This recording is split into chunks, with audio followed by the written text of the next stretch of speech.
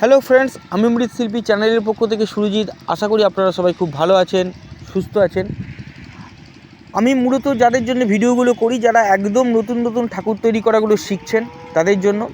আজকে আমি যে ভিডিওটি করেছি সেখানে একজন বন্ধু যে একদম নতুন, তার জন্য আর কি, যে বেদিতে বসা বা সিংহাসনে বসা কাঠামো আমি দেখাবো, যেটা সরস্বতী ঠাকুরের জন্য খুব স্পেশাল। মানে সরস্বতী ঠাকুর বসা ঠাকুর হলেই কিন্তু এই ধরনের কাঠামো কিন্তু করতে হয়। যারা নতুন তারা সঙ্গে থাকবেন, দেখবেন। যেহেতু আমি ঠাকুরটা খুব ছোট করব, 4 ফুট আকারে করব, তার জন্য কিন্তু এই ধরনের কাঠামোগুলো একদম বেস্ট এবং সহজ পদ্ধতি। ঠিক আছে, তো এর জন্য আমাকে বাঁশ কিন্তু ফাটিয়ে 4 ফালি করে নেবো। দেখুন 4 ফালি দিয়ে আমি কিন্তু তক্তাটা করেছি। সামনের ওপরের 3টে হচ্ছে পাটি এবং নিচের 2টো হচ্ছে ডাঁসা। পিছনের পাটিতে আমি 3টে বিঁধ করেছি, মানে 3টে গোঁজ দেবো। মাঝেরটাতে 2টো বিঁধ করেছি, 2টো গোঁজ, এবং সামনেরটাতে 2টো মানে বিঁধ করেছি, 2টো গোঁজ দেবো, এবং সে 2টো হবে জল গোঁজ।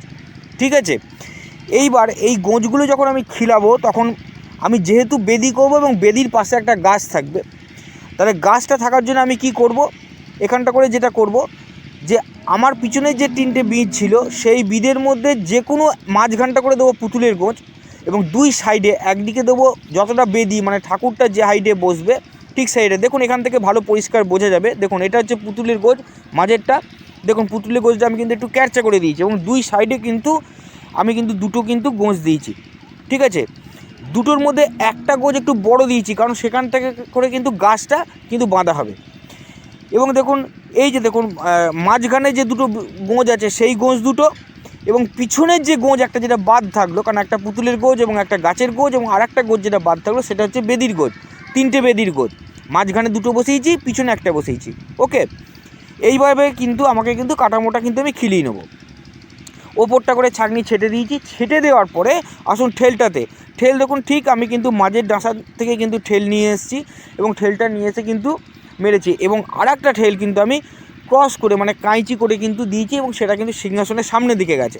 ঠিক আছে, 2খানা করে ঠেল দিয়েছি 2 সাইডে, এদিক 2 এবং ওই দিক 2 তারপরে জলগোজ দিয়ে কিন্তু আমি কাঠামোটা ঢাল আকারে কিন্তু মানে ছাঁকনি দিয়ে কিন্তু ছেটে দিয়েছি, কারণ যেহেতু বসা পুতুল হবে, তাই কাঠামোটা যদি একটু ঢালের ওপরে হয় তাহলে কিন্তু খুব ভালো হবে। এই জন্য আমার কিন্তু কাঠামোটা একটু ঢালের ওপরেই আছে।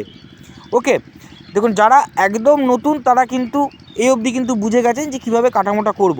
যদি আরও ডিটেলস বা আরও যদি ক্লিয়ার দেখতে চান, ঠিক আছে, তাহলে আমার কিন্তু এর আগের যে ভিডিওটা করেছি সেখানে চলে যাবেন, তাহলে কিন্তু পুরো এই ধরনের ভিডিও কিন্তু আপনি কিন্তু দেখতে পাবেন, যে এই ধরনের আরেকটি কাঠামো আমি করেছি, সেটা প্রসেসটা মোটামুটি একই। ঠিক আছে, এবং দেখুন যে কাঠামোটা হওয়ার পরে যখন মানে আমি ঠিক এই জায়গাটা বলছি, দেখুন গাছের যে গোঁজটা দেওয়া ছিল, দেখুন গাছটা কিন্তু ধারের এই যে এখান থেকে কিন্তু বেরিয়েছে, মানে ধারের যে আমি গোঁজটা খিলিয়েছিলাম সেটা থেকে বেরিয়েছে। মাঝখানটা করে পুতুল বসিয়ে দেওয়া হয়েছে, এবং বাকিটা তো বেদি ছিলই, বেদির ওপরে কিন্তু পুতুলটা বসে গেছে। ঠিক এই ধরনের কাঠামোটা কিন্তু করার প্রসেসটা আমি আপনাকে দেখালাম। ঠিক আছে, এবং এই ধরনের কাঠামোগুলো কিন্তু এখন র্যান্ডাম, কারণ যদি পদ্মের উপরে বসা হয় তাহলেও ঠিক একই দাঁড়ানো, কিন্তু শুধুমাত্র সেখানটা করে গাছের গোঁজ হবে না। এছাড়া আরেকটি কাঠামো যেমন হয় আর কি, যেটা কিন্তু সাইড পুতুল যেভাবে আমরা খিলাবো ঠিক সেভাবেই কিন্তু 3টে গোঁজ দিয়ে কিন্তু একটা কিন্তু স্ট্রাকচার কিন্তু আমি খাড়া করে নিয়েছি। ঠিক আছে, এবং 2 সাইড দিয়ে 2টো ঠেল দিয়েছি, এবং যেহেতু সরস্বতী ঠাকুরের ব্যাপার ওই জন্য জল গোঁজ দিয়ে কিন্তু আমি করে রেখেছিলাম। ঠিক আছে, এবং দাঁড়ানো পুতুল বলে একটা টিপস বলি, যেহেতু দাঁড়ানো পুতুল এই জন্য কিন্তু এখানে ছাঁকনিগুলি কিন্তু সব সমান সমান দেবো। বসা পুতুলের ক্ষেত্রে যেমন অনেক ঢাল করে সিংহাসনটা করেছিলাম, দাঁড়ানো যেহেতু সেই জন্য কিন্তু সমান দেবো। এবং সাইডে দেখুন পিছন দিক থেকে কিন্তু আর একটা গোঁজ বেরিয়ে এসছে, এটা কিন্তু গাছ বাঁধা হবে। ঠিক আছে, এই গোঁজটা কিন্তু পিছনের ডাঁসা থেকে যদি আপনি বিঁধ করে নেন খুব ভালো হবে। তো সেখান থেকে বিঁধ করে নিয়ে বসিয়ে নিয়েছি, এবং এই